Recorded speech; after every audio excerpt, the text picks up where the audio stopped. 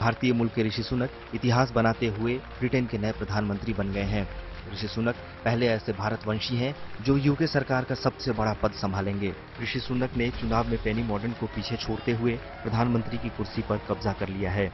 Reports की मानो तो ऋषि सुनक को 180 से ज्यादा कंजर्वेटिव सांसदों का समर्थन था, जबकि समर्थन के मामले में पेनी काफी पीछे रह गई, जिसके बाद पेनी ने अपना नाम वापस ले लिया और ऋषि सुनक के नाम का आधिकारिक ऐलान कर दिया गया। यूके के सबसे अमीर सांसदों में शामिल ब्रिटेन के नए प्रधानमंत्री ऋषि सुनक साल 2015 में पहली बार यूके की संसद में पहुंचे थे। ऋषि सुनक ने पूर्व प्रधानमंत्री टेरेसा मे की कैबिनेट में जूनियर मिनिस्टर का पद भी संभाला है। 2019 में बोरिस जॉनसन की सरकार में वो ब्रिटेन के वित्त मंत्री का कार्यभार भी संभाल चुके हैं। ब्रिटेन के साउथहैम्पटन में ऋषि के दादा और दादी भारत के रहने वाले थे। उनका जन्म पंजाब में ही हुआ था। दिवाली के शुभ अवसर पर एक बार फिर प्रधानमंत्री नरेंद्र मोदी देश के वीर जवानों के बीच नजर आए। 2014 में देश का प्रधानमंत्री बनने के बाद नरेंद्र मोदी हर साल दिवाली पर जवानों के बीच रहते हैं, उनके साथ ही दिवाली मनाते हैं। और इस बार करगिल पहुंचकर उन्होंने देश की सरहद की रक्षा करने वाले जवानों के साथ दिवाली की खुशियां बांटी और उनका हौसला बढ़ाया। दिवाली का अर्थ है आतंक के अंत के साथ उत्सव, आतंक के अंत का उत्सव। यही कारगिल ने भी किया था। प्रधानमंत्री मोदी ने जवानों के साथ दिवाली मनाते हुए उनके गीत संगीत का भी पूरा लुत्फ उठाया। प्रधानमंत्री जवानों के साथ गुनगुनाते भी रहे और दिल खोलकर उनकी हौसला अफजाई करते रहे। प्रधानमंत्री नरेंद्र मोदी ने अपने संबोधन में देश की तीनों सेनाओं की दिल खोलकर तारीफ की। Bureau report, good news today. Ayodhya में भव्य दीपोत्सव के दूसरे दिन यानी दीपावली के मौके पर मुख्यमंत्री योगी आदित्यनाथ रामलला के दरबार में पहुंचे और पूजा अर्चना की।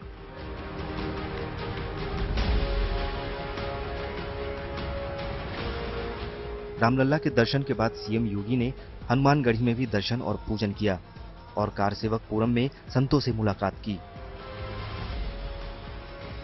अयोध्या के बाद सीएम योगी का काफिला गोरखपुर पहुंचा और हर साल की तरह इस बार भी सीएम योगी आदित्यनाथ वनटांगिया समुदाय के लोगों के साथ दीपावली मनाने पहुंचे।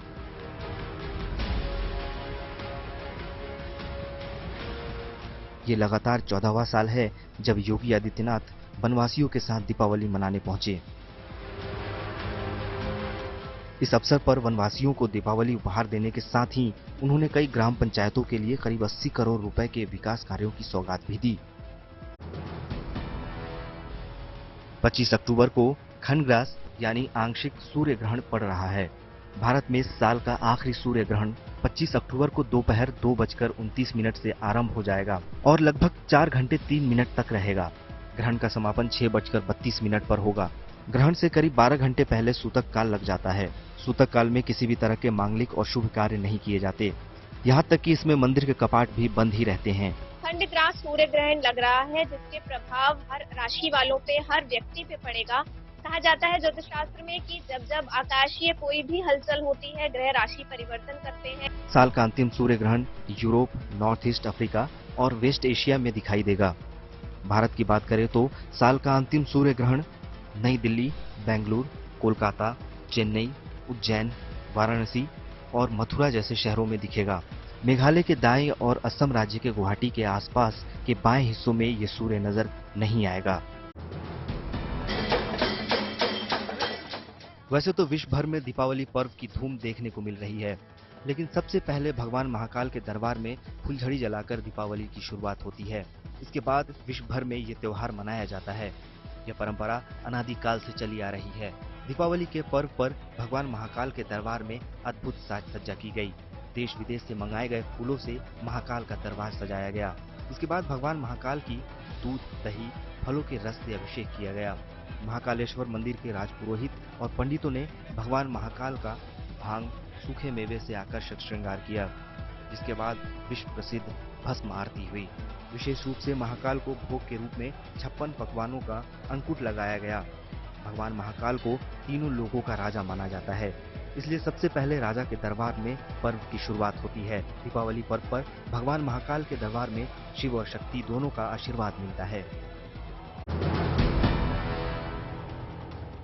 दिवाली और बंदी छोड़ दिवस के मौके पर अमृतसर में गोल्डन टेम्पल को दुल्हन की तरह सजाया गया। श्री हरमंदिर साहिब को सुंदर लाइटों और दियों से सजाया गया। इस मौके पर स्वर्ण मंदिर इस कदर खूबसूरत दिखा कि हर कोई उसे एकटक देखता रह गया। शाम होते ही इसकी खूबसूरती दोगुनी बढ़ गई। शाम को 1 लाख देसी घी के दिए जलाए गए और शानदार आतिशबाजी भी की गई। स्वर्ण मंदिर में 2 लाख से अधिक लोगों ने इस मौके पर माथा टेका।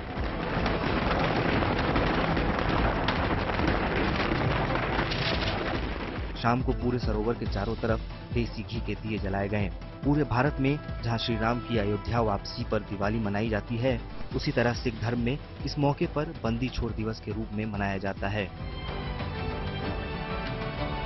इस मौके पर स्वर्ण मंदिर को रंग बिरंगी रोशनी से सजाया गया। श्री हरमंदिर साहिब में इस दौरान देश विदेश के श्रद्धालुओं ने माथा टेका और उन्हें लंगर में दाल रोटी के अलावा खीर जलेबी भी परोसी गई।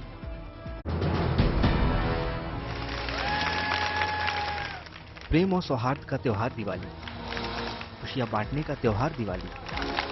यूपी के औरैया में पुलिस प्रशासन की ओर से इस पर्व पर यही खुशियां बांटी गईं।